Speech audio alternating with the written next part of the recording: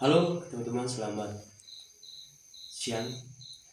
Nama saya Antonius Due dari Prodi Pendidikan Musik semester 3. Di sini untuk memenuhi nilai mata kuliah ujian strategi pembelajaran, saya sudah membuat sebuah mapping dan saya akan menjelaskannya. Jadi di strategi pembelajaran ini saya akan menjelaskan terlebih dahulu, yaitu konsep dasar strategi pembelajaran.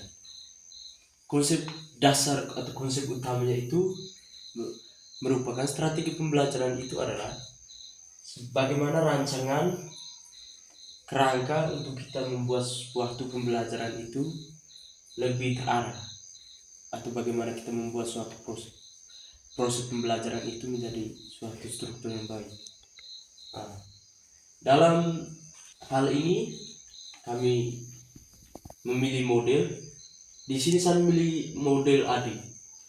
Jadi saya akan menjelaskan model ADI ini menggunakan landasan teori yang saya pakai. Dan kenapa saya bisa memilih model ADI? Jadi untuk yang pertama, landasan teori model ADI.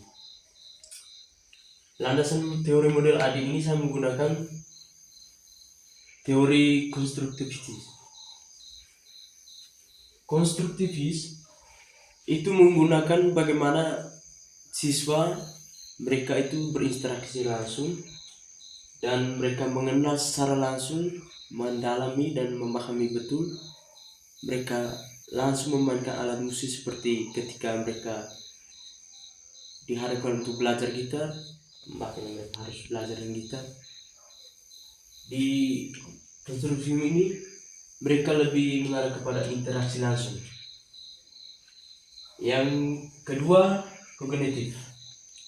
Dalam teori di landasan model ADI ini saya menggunakan kognitif karena bagaimana kita memancing para siswa ini untuk berpikir kritis dalam memecahkan sebuah masalah. Jadi kita membuat suatu pertanyaan atau pembelajaran yang sehingga para siswa ini merasa terpancing dan mereka memiliki pola pikir yang agak sedikit lebih luas, sehingga muncul jawaban-jawaban atau pertanyaan-pertanyaan yang lebih baru lagi yang belum mereka pahami, mereka akan tanya. Oke. Setelah itu ada pembelajaran berpusat pada siswa. Jadi pembelajaran berpusat pada siswa ini dan di dalam model ADI kita harus menganalisis bagaimana kebutuhan para siswa ini, kira-kira mereka ini membutuhkan apa-apa saja dan bagaimana gaya belajarnya mereka. Oke. Sesudah itu ada pertanyaan yang muncul dari model ADI ini. Kenapa model ADI bisa dikatakan layak? Jadi model ADI bisa dikatakan layak itu dikarenakan yang pertama, fokus pada proses. Jadi pada proses ini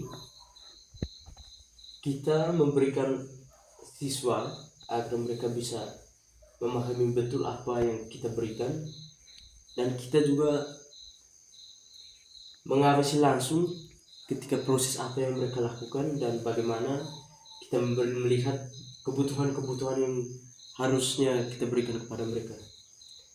Setelah itu ada desain yang terarah. Itu bagaimana desain terarah itu seperti tujuan yang dimana dari desain yang kita bentuk ini memiliki tujuan yang teratur, sehingga siswa ini bisa mengalami betul dan bagaimana mereka bisa mempelajari beberapa hal yang kita sampaikan itu dengan baik. Setelah itu ada evaluasi berkelanjutan. Di sini evaluasi berkelanjutan itu berarti kita harus, ketika kita sudah menjalankan desain ini, hasil akhirnya kita akan memiliki evaluasi nilai akhir, seperti kita membuat ujian atau tes apapun itu, dia secara terus menerus dan berkala. Setelah itu ada implementasi. Implementasi ini harus terstruktur. Terstruktur yang bagaimana? Kita harus memantau langsung ketika mereka belajar dan bagaimana mereka ketika berpendapat dan di lingkungan mereka untuk mengenal suatu desain pembelajaran yang baru. Oke, di sini juga ada kenapa saya memilih model AD ini. Itu dikarenakan sangat relevan. Yang pertama itu ada analisis. Pada analisis ini, ketika kita membuat suatu model, bukan membuat tapi ketika kita membuat suatu desain pembelajaran itu, kita harus menganalisis dulu kebutuhan mereka itu apa-apa. Jadi contohnya kita melihat lingkungan mereka itu seperti apa, kegiatan sehari-hari mereka para siswa ini apa, sehingga ketika kita membuat suatu topik, mereka itu menjadi lebih berminat karena mereka sudah mengalami betul apa yang ada di lingkungan mereka. Bisa paham? Selanjutnya itu kita sudah mulai menyusun desain. Desainnya ini kita sudah memilih topiknya itu kira-kira apa, dengan variabel yang berapa itu kita sudah mulai memilih dengan apa yang kita sudah dapatkan di analisis tadi. Setelah itu kita sudah memberanikan diri untuk mengevaluasi, bagaimana daya tangkap siswa ini kira-kira berapa. Contohnya ketika kita memberikan mereka untuk